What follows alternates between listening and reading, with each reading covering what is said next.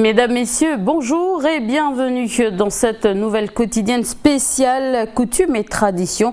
Pour notre rubrique C'est Sport, aujourd'hui nous allons parler de la sélection futsal. Ensuite, pour notre rubrique On s'occupe de vous, nous parlerons encore une fois des plantes médicinales, mais cette fois-ci du côté de Pointe-Dimier. Ensuite, pour notre rubrique La science et nous parlerons de l'archéologie à Rome, de Pompéi et aussi de la Villa Nola exhumée. Donc nous développerons tous ces sujets dans cette émission, mais pour l'heure je vous propose de retrouver notre invité du jour, Tiffaine Reed, docteur en biologie.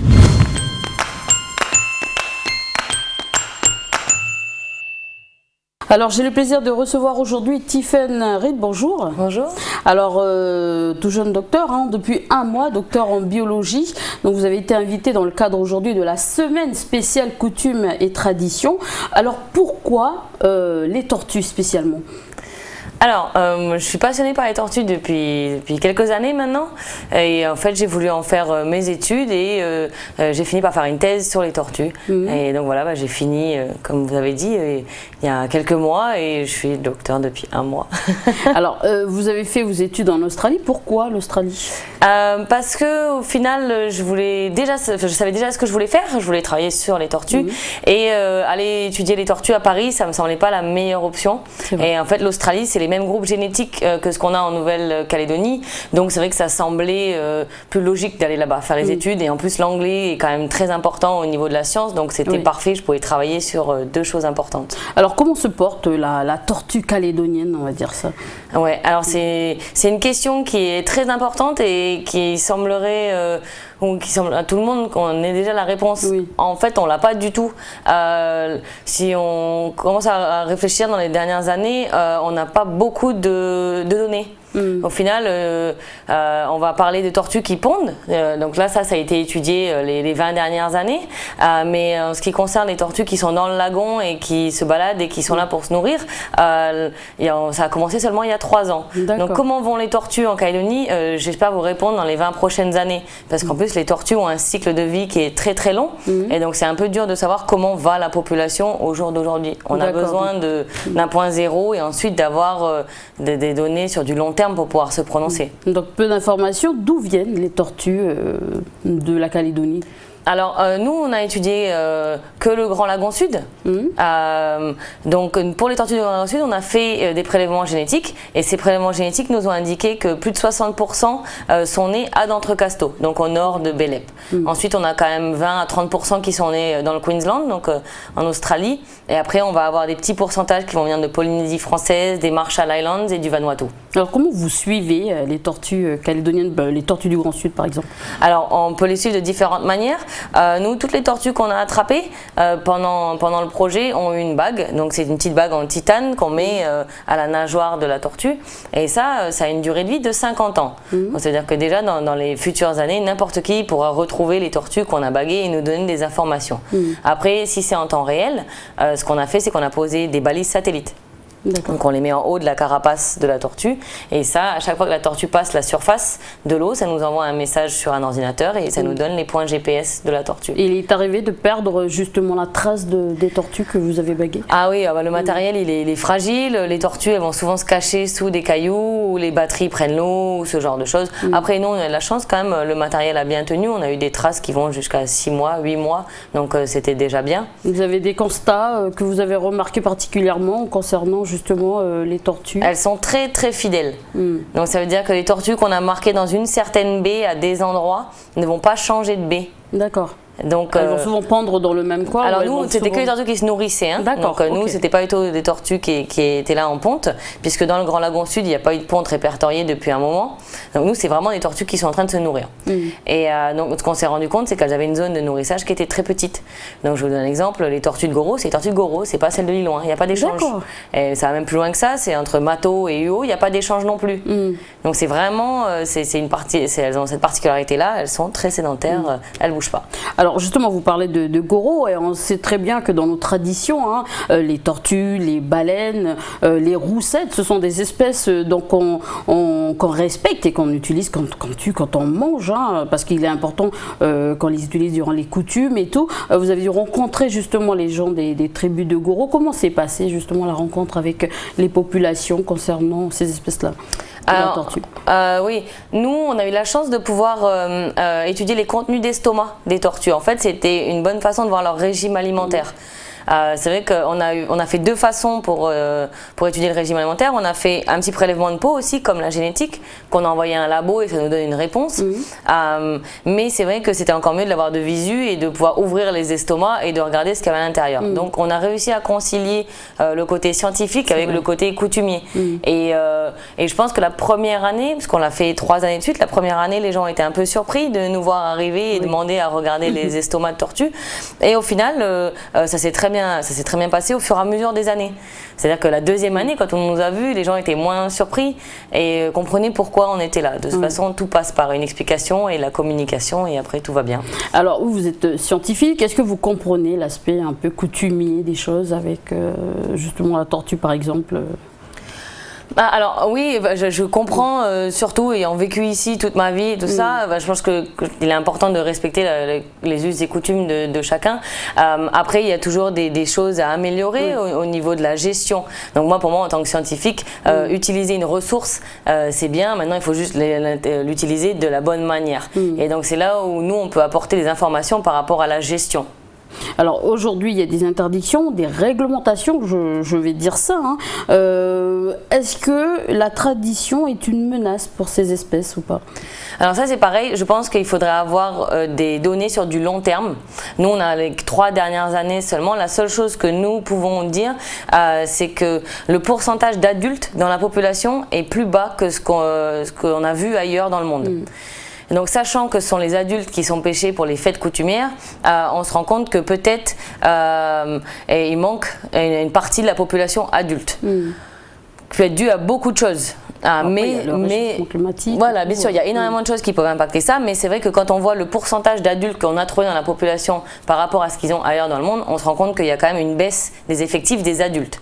Alors, on parle également de réchauffement climatique, du 7e continent. Comment on protège justement ces espèces-là ou la tortue, par exemple, de ces phénomènes? Alors il y a énormément de choses qu'on peut faire. Hein. De toute façon, le premier réflexe pour tous les gens quand ils vont sur les îlots, sur les plages, c'est vrai que ramasser les déchets, ça semble bête, mais c'est ce qu'il faut faire en premier. Déjà ça va pas sauver que les tortues, ça va sauver toutes les espèces et puis surtout visuellement pour les gens, pour pouvoir apprécier la plage comme il se doit. C'est vrai que de faire ça déjà, et bien sûr jeter tous ces déchets à la poubelle. Enfin, c'est pareil, hein, ça semble tellement normal, mais c'est vrai que pas tout le monde le fait. Ensuite, par rapport au réchauffement climatique, là, on va parler, on est assez vulnérable. En plus, dans les îles du Pacifique, le problème c'est la montée des eaux. Mais c'est vrai qu'après, à l'échelle d'une seule personne, il faut faire attention à la climatisation et ce genre de choses. Mais c'est vrai qu'on ne va pas pouvoir résoudre tous ces problèmes-là d'un coup. Et sur du court terme, ça va être des décisions plus politiques et puis en discussion avec la France et l'Europe et tout ça. Après, c'est vrai qu'éviter de mettre les 4x4 sur les plages, ce genre de choses, ça c'est vrai que ça embête quand même particulièrement les tortues. Pendant les saisons de ponte et sur les plages qui sont connues, éviter les feux et ce genre de choses. Donc il y a plein de choses qu'on peut faire pour aider les tortues. Pour revenir à la tortue, quelle est la durée de vie d'une tortue ?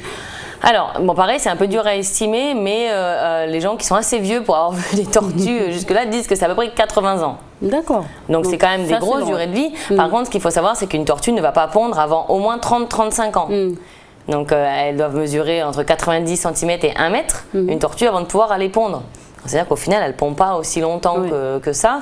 Et une tortue, ça grandit presque d'1 centimètre par an. Donc quand on voit en ce moment, on a beaucoup de petites tortues autour du territoire. Donc nous, on pense que c'est vraiment de bon augure. Ça veut dire que la conservation a bien fonctionné les dernières années et qu'on a beaucoup de petites tortues qui arrivent. Le seul problème, c'est qu'elles vont mettre encore 20 ou 30 ans avant d'arriver à la taille qu'il faut pour être considérées comme des adultes. Et elles peuvent pondre combien d'œufs pondent pendant justement ça? Alors, une tortue, ça va pondre tous les 3 à 5 ans. Ça pond pas tous les ans. Parce qu'en fait, elles font des trajets qui sont très très longs entre le site de nourrissage et le site de ponte. Et en fait, elles ne mangent pas pendant cette migration. Et donc, le temps, entre plusieurs années de migration, c'est le temps qu'elles vont mettre à refaire le gras pour refaire la migration. Donc, si elles sont dans un site de nourrissage où il y a beaucoup de nourriture, elles vont mettre 3 ans. Et s'il n'y a pas beaucoup de nourriture, elles vont mettre 5 ans à refaire les allers-retours. Et quel est le bon climat pour que les tortues puissent bien vivre? Alors, je pense qu'elles aiment les tropiques, déjà, elles aiment le soleil.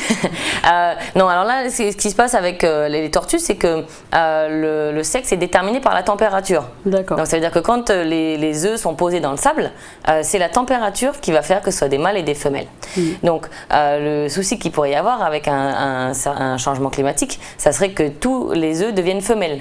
Ce qui va poser des gros problèmes par rapport à la reproduction. S'il n'y a que des femelles, ça devient compliqué. Donc après, on a une température pivot de 28,5. Et 28,5, en fait, ça va être soit mâle, soit femelle. Donc en dessous, ça sera des mâles. Donc ça, c'est la température du sable adéquate. D'accord. Et dans vos projets, est-ce qu'il est possible que vous alliez justement suivre des tortues, par exemple, dans les îles Loyauté ou en province nord, par exemple? Bien sûr. Alors là, c'était un projet qui était sur 3 ans, donc il fallait quand même rester concis et commencer quelque part. En plus, on a été financé par Valais et le Conseil coutumier consultatif environnemental. Donc c'est vrai que les financements ont fait que on s'est plus tourné vers le Grand Lagon Sud. En plus, c'était une zone qui venait d'être placée patrimoine mondial. Mais ensuite, étendre ce qu'on a fait sur le reste du territoire, ça semble complètement logique. Alors pour terminer, est-ce que la discussion, puisqu'on est dans coutume et tradition, est-ce que la discussion avec les populations est importante pour les suivis, pour votre suivi à vous avec les tortues? Ouais, alors il y a 2 choses importantes dans ce genre de suivi. Un, trouver les animaux, donc les tortues, on va dire, et le deuxième, c'est vraiment la communication. Et impliquer les gens qui sont utilisateurs de la zone. On ne parle même pas de gens qui mangent les tortues, mais rien que les gens qui utilisent les zones où il y a les tortues. La discussion, c'est ce qui est le plus important. Et ça ne sert à rien de faire de la science dans son petit laboratoire et puis d'avoir sa petite chemise qui dit scientifique et au final de faire partager les informations avec personne. Donc on a fait des présentations au début du projet, on a voulu inclure toutes les populations du Grand Lagon Sud et on a fait des restitutions après pour expliquer les résultats, ce qu'on avait fait, comment les gens avaient aidé en fait au fur et à mesure. Donc ça c'était vraiment super parce que les gens avaient plein de questions et puis c'est là le plus intéressant. Donc à partir de là, le comportement change, on va dire ça? Ah bien sûr, bien sûr. Les gens voient les choses différemment et puis de toute façon tout le monde comprend mieux une fois que c'est expliqué. Et c'est vrai que ça prend du temps, la confiance et tout ça, mais au final, on s'est bien amusé pendant ces 3 ans. Voilà, donc Tiffaine Reed, merci d'être venu répondre à nos questions, merci d'avoir parlé justement de votre passion. Merci. Merci.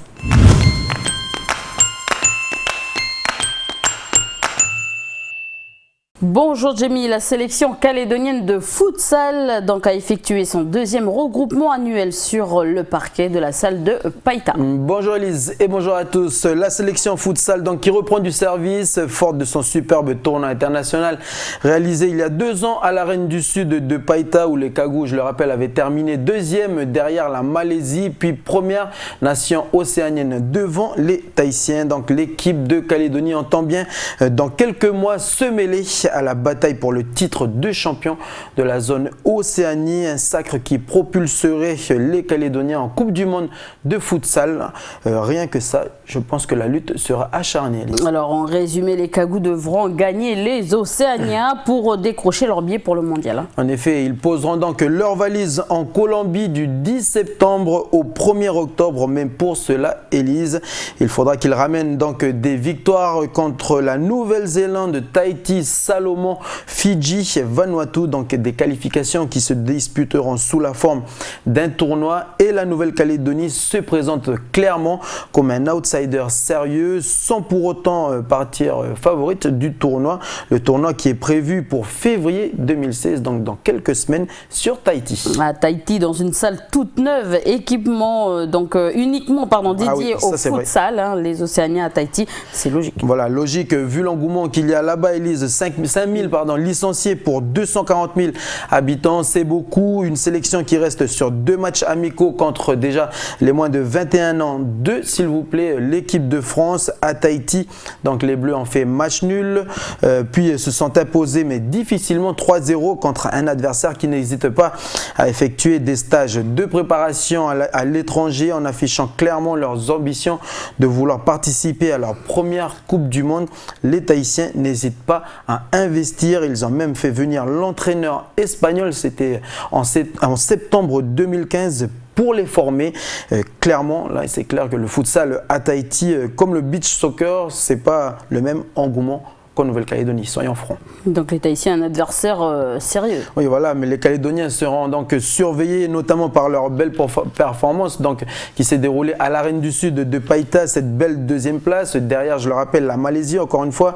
Et ce n'est pas à l'étranger, par contre, qu'ils se préparent, mais dans la salle de Païta. Je vous propose tout de suite qu'on aille à la rencontre de cette sélection. C'était durant leur 2e regroupement en décembre dernier.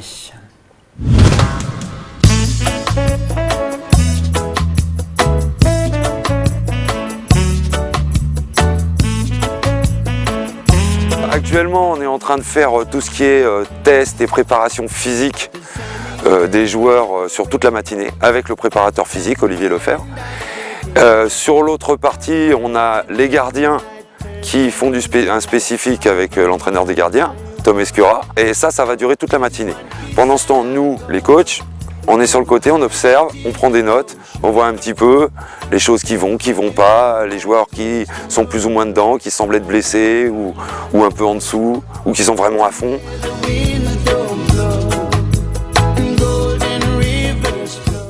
Et ensuite, cet après-midi, nous attaquons par du travail beaucoup plus tactique, avec à base de jeu, beaucoup, avec un gros travail sur la défense qui est notre gros point fort.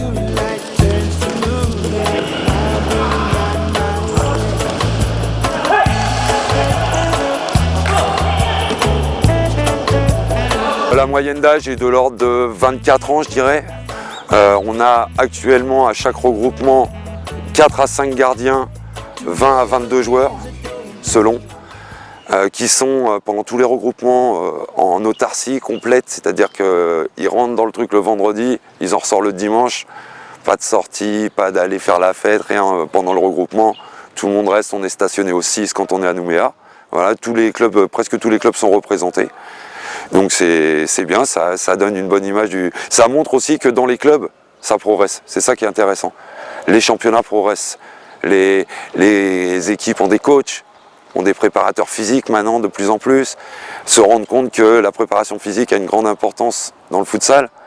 Voilà, donc forcément, le niveau il monte. On travaille souvent, surtout le physique, parce que c'est le plus important. Après, la tactique en sélection, c'est pas du tout la même qu'en club, parce qu'en sélection, on a des joueurs pour jouer un certain système, alors qu'en club, on n'aura pas les mêmes joueurs. On respire bien, le temps de récup, on en profite. Il vous reste 10 secondes. Lâche pas. Allez, 5 les gars. On y est. Top! Il y a une douzaine de joueurs qui viennent de la province nord. La plupart d'entre eux viennent de mon club. Et sinon, ils viennent de la côte est et de la côte ouest. Je pense qu'ils sont conscients qu'ils ont une chance de jouer, qu'ils ont une chance de pouvoir aller en qualif, de se qualifier pour aller en Coupe du Monde.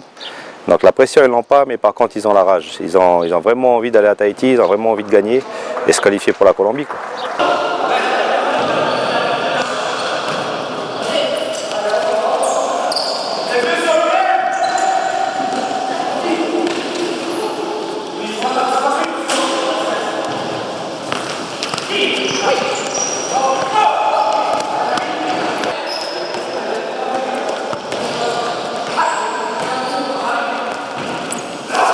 On essaie de retrouver un peu le groupe qu'on avait en 2014, où on avait battu la Nouvelle-Zélande et on était premier Océanie. Fait que c'est pas négligeable. Nous avons reconduit une grande partie de l'équipe qui a participé au tournoi UFC 2014 et donc qui a brillamment fini meilleure nation océanienne, ce qui était vraiment magnifique pour une première fois.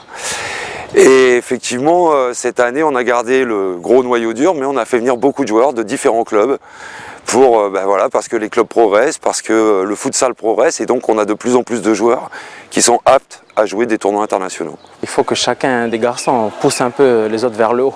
Parce que c'est certains qui ont besoin un peu d'aide ou de conseils surtout. Tu as beaucoup d'anciens comme tu as Kayel, tu as beaucoup qui ont fait beaucoup de sélections déjà. On a quand même 80% de l'effectif qui est resté, et ces 80%-là ont appris, on va dire, aux nouveaux, aux petits jeunes, là, de l'ambiance, et les ont mis tout de suite à l'aise. Donc c'est la même ambiance.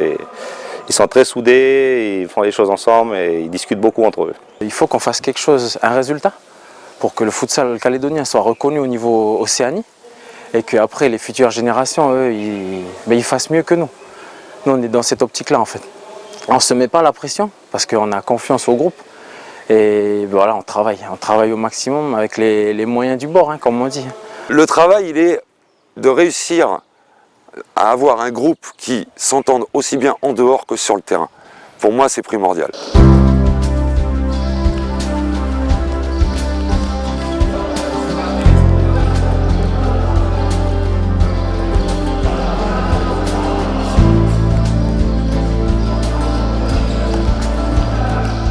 Le groupe, il n'a pas été formé encore. Il nous reste encore un regroupement en 2015. Et pour 2016, tout le mois de janvier, chaque week-end, on aura un regroupement. Nous, on n'est pas là à annoncer la liste et sans donner d'explication. On explique à ceux qui ne sont pas retenus le pourquoi ils ne sont pas retenus. Et c'est ça qui est dur de leur faire comprendre, c'est que ça se joue à des détails. Et il a l'impression d'avoir tout donné et pas forcément moins qu'un autre. Et c'est dur à comprendre, forcément. C'est pas facile. Quand les niveaux sont aussi serrés comme ça, ouais, c'est pas facile. C'est très dur de choisir. Très compliqué. Surtout que bon voilà, choisir 14 joueurs sur 24, c'est pas facile.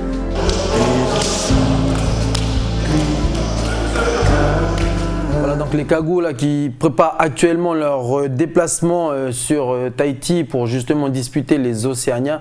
Là, ils vont sûrement effectuer un troisième regroupement et je pense qu'à partir de cet instant-là, la sélection, enfin je veux dire la liste des joueurs choisis, sélectionnés par William Drett, le sélectionneur calédonien, sera donnée pour que justement les joueurs choisis pourront se préparer mentalement et surtout psychologiquement pour ce déplacement qui, je le rappelle, en cas de victoire, si les Calédoniens remportent ce tournoi, eh bien ce sera la première fois dans l'histoire que la Calédonie participera à un événement majeur, un tournoi international comme une Coupe du Monde. Actuellement, seul Tahiti dans le Pacifique a pu participer à une Coupe du Monde, notamment en beach soccer, mais également les U19, les moins de 19. C'était en 2010, les Tahitiens qui avaient participé à la Coupe du Monde qui s'est déroulé en Égypte, au Caire. Donc là, c'est vraiment un gros challenge, une grande échéance qui attend les Calédoniens, les hommes de William Drett. Il n'y en a plus qu'à leur souhaiter bon courage et bonne chance. Et j'espère que la réussite sera de leur côté. Voilà toi, Élise. Bon courage à vous et merci, Jamie. Merci, Élise, et merci à tous.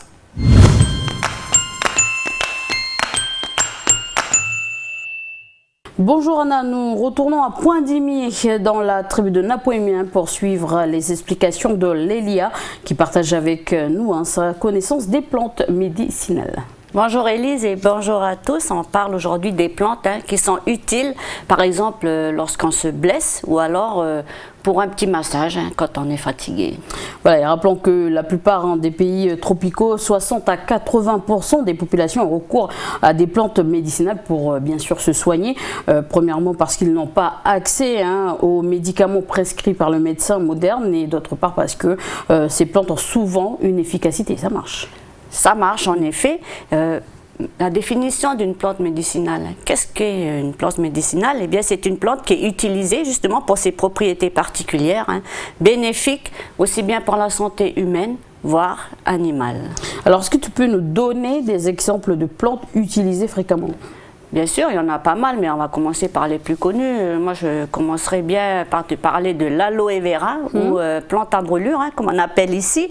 Et il y a aussi le corosol, qu'on connaît bien, de son nom scientifique Anima muricata. Alors, pourquoi on utilise le corosol? Eh bien, par exemple, quand les enfants font de la varicelle, on l'utilise dans le bain, on fait bouillir et on les baigne ensuite dans enfin dans la potion, je vais dire. Ensuite, les pustules vont sécher rapidement et sans laisser de cicatrices, c'est ça qui est important. C'est aussi un bon remède pour détendre les bébés qui sont un peu trop nerveux. Et puis je parlerai aussi de l'hibiscus, très connu ici, puisqu'on l'utilise fréquemment pour faire des bordures, des haies. Et il faut savoir qu'on peut utiliser la fleur d'hibiscus en décoction pour soigner la toux et puis ça soulage aussi les jambes lourdes. Voilà quelques petits exemples rapides. Et il y a aussi le niaouli aussi qu'on utilise beaucoup ici en Nouvelle-Calédonie. Le niaouli qu'on connaît bien puisque moi je te dirais que c'est un arbre aux 1000 vertus. On connaît tous l'essence de niaouli, mais il y a beaucoup d'autres façons d'utiliser. Comme pour le corosol, on peut utiliser aussi les feuilles de niaouli pour le bain, on peut l'utiliser aussi en inhalation, ou on peut même le boire en tisane. Et alors l'essence de niaouli Élise, on l'appelle ici le goménol, et il faut savoir que c'est une marque déposée depuis 1893. Alors ce goménol mélangé à de l'huile, eh bien ça sert à masser, masser les muscles douloureux pour les détendre tout simplement. Et il faut savoir aussi que l'huile essentielle de niaouli, elle a des propriétés, de nombreuses propriétés. Alors propriétés antiseptiques, antibactériennes, antivirales, antifongiques. Et puis elle est aussi responsable, cette huile essentielle, elle a de nombreuses autres propriétés plutôt. Alors, propriétés antispasmodiques, anti-inflammatoires, antalgiques, antiprurigineuses et cicatrisantes. Il peut aussi exercer des propriétés décongestionnantes veineuses, stimulantes hépatocytaires et protectrices cutanées. Voilà, protège un peu contre les problèmes de la peau. Voilà un peu pour les 1000 vertus de notre beau niaouli. Finalement, nous avons tout à la portée de main. Exactement, mais il faut savoir comment l'utiliser. Moi, je te propose d'aller à la rencontre de Cédric Théa, une nouvelle fois, qui nous emmène à la rencontre de Lélia et on va à Pointe-Dimier.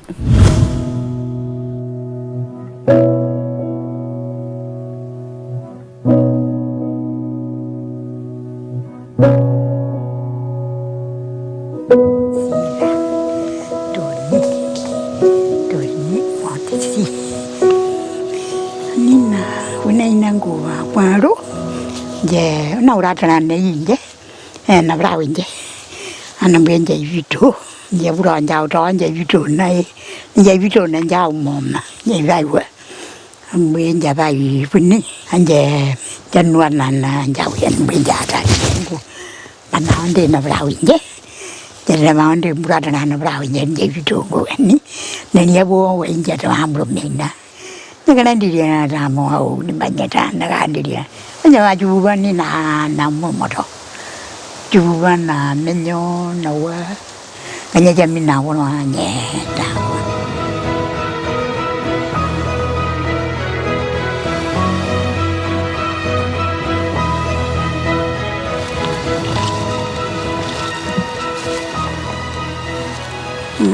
cái này u làm đến bà cái đàn là u làm ban đêm này còn cái nó buồn bã vậy bà ngồi cho bà quan đề qua cái gì bà vui nên về phụ đó cho phụ đó in đuổi nên về có nên bữa em còn này lọ anhจะไปหนึ่งanh bây giờ rồi anh bà xin cho dù đi anh bà xin anh bây giờ nam bua anhจะanh mang chứ là trả bên đi vào luôn rồi chứ anh dành hoàng ngủจะไปanh dành hoàng ngủ anh bây giờ mà chiều vào anh nào u nam bên ní anh nè ngủ vai gì mà đi nè ngủ hoài nè anh được giờ bên là cho giờ phụ nam nó bây giờ bên ní giờ đó là ao luôn giờ bên này chó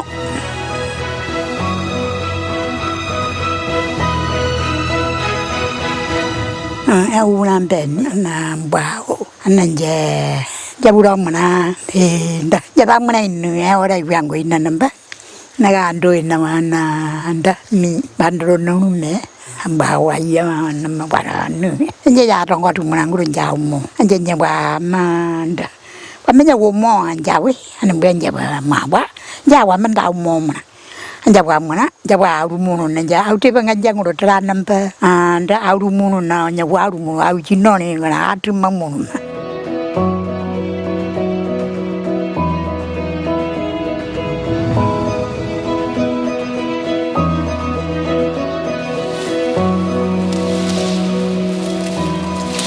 Yangangai, Joninaga, you are in Yangangai, Yangangai and Jambina Wende. Every winner in your what, and your body and a wati, near nine. And I luna window, doing it. And I luna and me, and Jatu Manjana and me.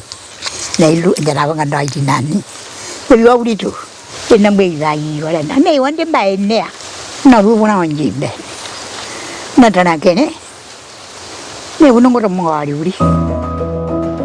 One day, Javan Megana, and Javan Bandariman and Javan John Navoya, and when you in the northern, and Javan and Jaton Nawana, Jajamina, the Rana, one man can go and Voilà, merci en tout cas à Lélia pour ces explications bien utiles. On n'a pas toujours une trousse à pharmacie à portée de main. Ça, c'est sûr. Et puis, moi, je voudrais aussi rappeler que certaines plantes peuvent être nocives, donc il faut être prudent avec l'utilisation. Et puis, utiliser la plante lorsqu'on est vraiment sûr de connaître les propriétés de cette plante. Mais on ne sait que la moitié des choses. La plante, on va dire, n'a pas encore livré tout leur sucre. Tout à fait. Moi, je vous parlais récemment d'un laboratoire ici en Nouvelle-Calédonie, du côté du Mont d'Or. Alors, je vais juste préciser que ce laboratoire, en fait, il fait partie d'un groupement d'intérêt scientifique, le GIS, et en collaboration avec l'Université du Pacifique, l'IRD, l'IAC, le CNRS, la Province Sud, et puis aussi l'Institut Pasteur. Voilà, merci pour ces précisions. À bientôt, Anna. Je vous dis à demain, tout simplement.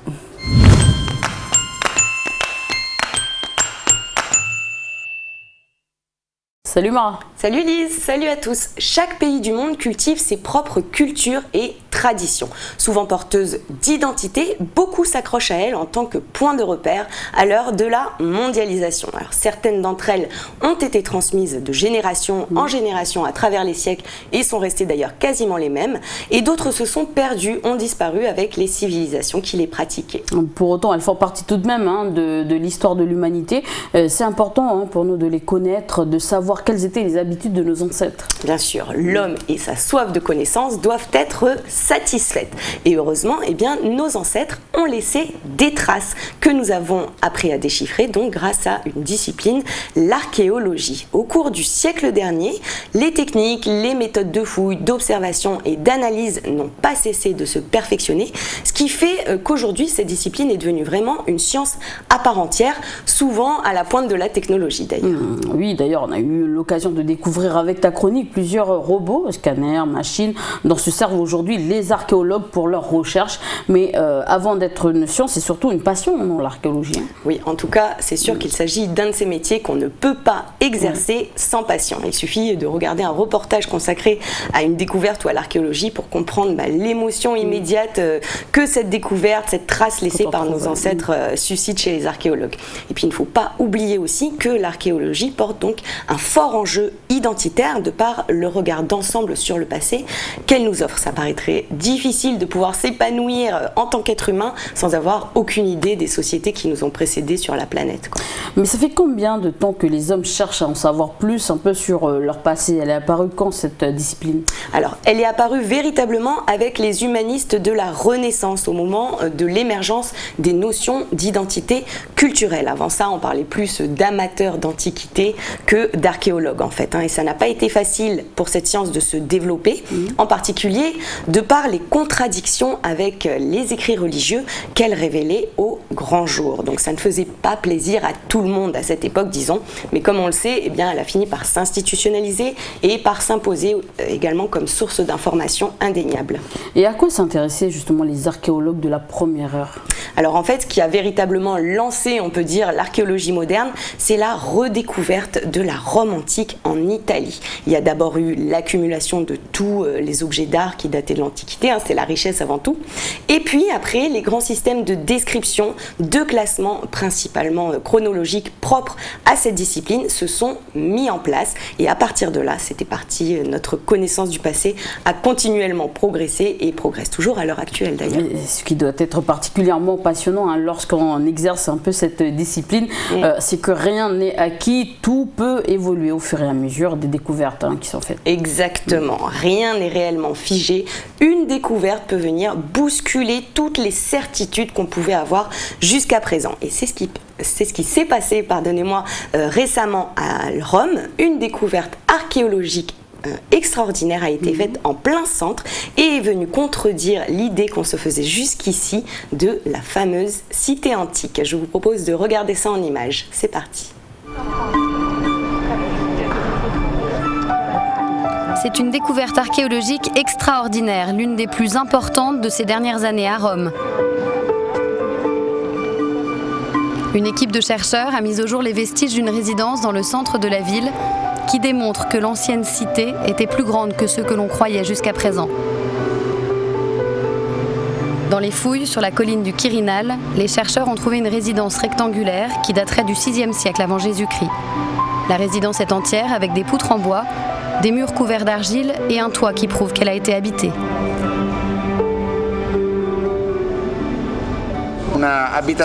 C'est une grande demeure. Nous le voyons avec le matériel utilisé. Elle daterait du VIe siècle. C'est une découverte d'époque archaïque très rare à Rome.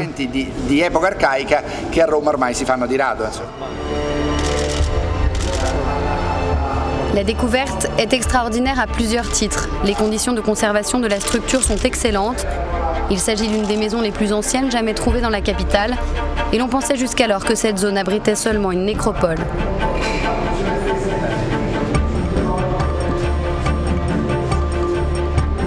Cette découverte prouve que Rome n'était pas seulement centrée autour du Forum.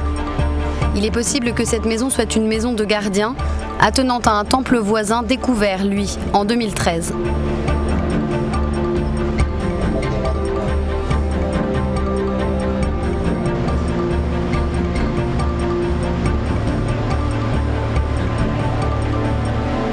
Voilà, donc c'est vraiment énorme, c'est vraiment une cité importante à l'époque. Petit rappel d'histoire peut-être pour les téléspectateurs ? Oui, rapidement alors, et avec mes notes, parce que moi l'histoire.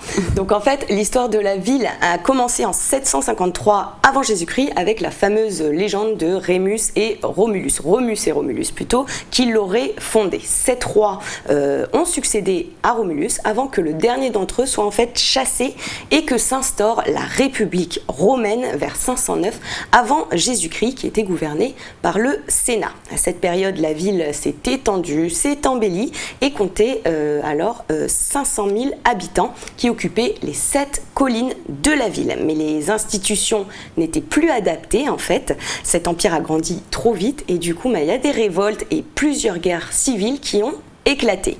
Jules César, qui avait réussi à se faire élire dictateur à vie, il s'est fait assassiner en plein Sénat en 1944 suite à un complot des sénateurs en fait. Et sa mémoire a perduré jusqu'à nos jours. Et après sa mort, qui a pris le pouvoir ? Alors après sa mort, les guerres se sont prolongées pendant encore une quinzaine d'années tout de même. Et c'est le petit-neveu de Jules César, donc Octave, qui l'a emporté 15 ans après la mort de Jules César pour devenir le fameux empereur Auguste, le premier empereur romain. Il occupait tous les pouvoirs militaire, législatif et religieux. Et il est resté dans les mémoires pour avoir fait de Rome un empire extrêmement prospère. Il est resté au pouvoir pendant plus de 40 ans, jusqu'à sa mort en fait. Et l'année dernière, la villa où il s'est éteint a été exhumée, nous donnant une belle idée de la vie qu'il menait à ce moment-là. On regarde ça en image, la villa de Nola. Le Vésuve, flanqué dans les hauteurs de Naples en Italie, est célèbre pour son éruption qui a enseveli en 79 avant Jésus-Christ plusieurs cités de la Rome antique, dont Pompéi. Environ 450 ans plus tard, une autre éruption recouvre de cendres Nola, autre localité de la périphérie de Naples où vécut Octave, devenu en 27 avant Jésus-Christ Auguste, le premier empereur de Rome. C'est ici, près de Livie, son épouse, qu'Auguste a poussé son dernier souffle le 19 août 14. Selon certains historiens, Livie elle-même lui aurait servi des figues empoisonnées. Après 13 années de fouilles, le site archéologique révèle ses trésors si longtemps enfouis, dont des fresques de 2000 ans ornant une coupole qu'ont pu admirer les visiteurs. Auguste est devenu le maître du monde très jeune. À 72 ans, ce qui, rapporté à l'espérance de vie d'un Romain d'aujourd'hui, équivaut à plus de 100 ans, il est fatigué. Il ne veut plus de tout ce qui a à voir avec le pouvoir. Il a quitté Rome avec les soucis, les angoisses liées au pouvoir et passe les dernières années de sa vie à voyager ou à séjourner dans des villas hors de Rome. À son retour d'un voyage, fatigué et malade, il choisit la villa de Nola, même s'il dispose de plus belles et de plus importantes villas dans la région. La villa où aimait séjourner Auguste se dévoile, avec son hall d'entrée, ses vastes salles de réception, ses colonnes, ses fresques ou ses mosaïques. Une plongée de quelques mètres sous terre qui nous relie au mode de vie d'Auguste dans une des périodes les plus prospères de l'Antiquité, mais aussi à l'histoire et au rôle politique de celui qui organisa un pouvoir central. C'est vrai qu'il y a vraiment un côté magique dans l'archéologie quand on voit toutes ces choses. Et donc cette villa était située près de Vésuve, donc du volcan Vésuve. Et là aussi, il y a des découvertes archéologiques incroyables avec Pompéi. Oui, Pompéi, c'est un site archéologique d'une valeur absolument inestimable. Il y a quasiment 2000 ans maintenant, donc le Vésuve est entré en éruption et a causé, comme on le sait, la destruction de plusieurs villes, dont la célèbre Pompéi. La ville a été effacée de la carte, tout simplement pendant 15 siècles, jusqu'à ce que les premières fouilles archéologiques y soient réalisées au XVIIIe siècle. Et depuis, les études de terrain et les fouilles ne sont, on va dire, quasiment jamais arrêtées. Et oui, et d'ailleurs, à l'heure actuelle, les archéologues estiment qu'il y a encore de nombreuses découvertes à faire dans les sous-sols de Pompéi. Il y a régulièrement de nouvelles fouilles, de nouvelles études qui s'y déroulent, parce que le fait que la vie quotidienne de l'époque y ait été figée quand les nuées ardentes l'ont ensevelie, ça fait de ce lieu un témoignage vraiment complet de la société à un moment précis du passé. Au XIXe siècle, l'archéologue Giuseppe Fiorelli a mis au point sa technique pour faire apparaître les corps des victimes au moment de leur mort, quand ils ont été ensevelis, en injectant en fait sous pression du plâtre dans les cavités qui avaient été créées par les corps qui se sont par la suite décomposés. Oui, ça donnait ça. Voilà. On avait tous vu en fait ces images de ces moulages. C'est vrai que c'est vraiment quelque chose de voir ces corps et de les imaginer au moment de l'éruption. Ouais, c'est ce qui donne toute sa dimension surnaturelle au site archéologique de Pompéi. Mais le problème, c'est que les chercheurs actuels auraient bien aimé avoir accès aux os qui sont maintenant sous le plâtre, puisqu'avec nos technologies modernes, ça représenterait aussi une source évidemment riche d'enseignements. Rassurez-vous, aujourd'hui, ce n'est plus un problème, puisqu'on passe l'histoire au scanner à Pompéi. On regarde ça en image. Tout le monde connaît les moulages de plâtre qui ont permis de fixer les derniers instants des habitants de Pompéi. Une idée géniale de Giuseppe Fiorelli qui, au XIXe siècle, fait couler du plâtre dans les cavités laissées sous la cendre par les cadavres des malheureux habitants. Un plâtre qui a aussi noyé leurs os, rendant ainsi difficile leur étude. Sauf que désormais, une nouvelle génération de scanners permet de faire la différence entre le plâtre et le squelette et ainsi de révéler de nouvelles informations sur des Pompéiens morts en l'an 79 de notre ère.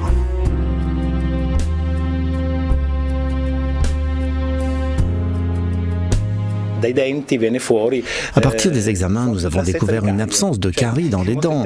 Et c'est très intéressant, ce n'est pas complètement surprenant parce que nous connaissons le régime méditerranéen et ses aspects positifs. Mais ces aspects ont vraiment été démontrés par cette analyse récente.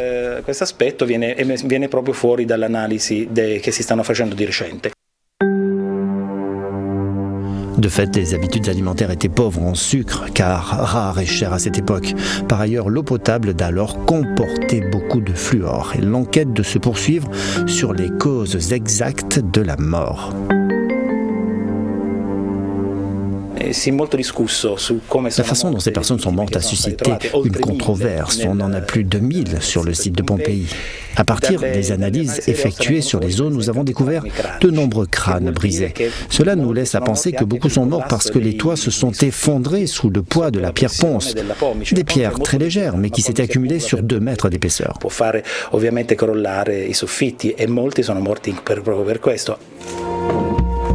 Les archéologues espèrent pouvoir récolter d'autres détails sur les habitants d'alors. Plus de 80 cadavres supplémentaires d'hommes, de femmes, mais aussi d'animaux doivent bientôt être analysés. Et 2000 ans après, on apprend encore beaucoup de choses. Hein. J'aimerais y aller, on va pouvoir de mes propres yeux un jour. Ouais, c'est clair, moi aussi, j'aimerais vraiment y aller pour pouvoir voir ça. Surtout qu'aujourd'hui, ce site qui est classé au patrimoine mondial de l'UNESCO depuis 1997, eh bien, il suscite de plus en plus d'inquiétudes, puisqu'à cause des intempéries, notamment, certaines structures se dégradent et sont dangereusement fragilisées. Un projet a été lancé en 2013, le grand projet Pompéi, pour restaurer certaines structures endommagées et protéger les autres de l'humidité. Mais bon, forcément, voilà, le temps fait son œuvre, évidemment. Voilà, et sachez qu'en attendant de pouvoir le visiter en vrai, vous pouvez le faire virtuellement grâce à Internet en tapant dans la barre de recherche les mots-clés visite virtuelle Pompéi. Donc voilà, vous pouvez aller sur Internet. Merci Mara pour toutes ces informations et nous te retrouvons donc vendredi. Avec plaisir, Élise, et nous parlerons des films d'animation qui eux aussi font partie aujourd'hui de notre patrimoine culturel. Merci de nous avoir suivis, c'est la fin de cette émission. Je vous retrouve demain pour une nouvelle quotidienne spéciale coutumes et traditions.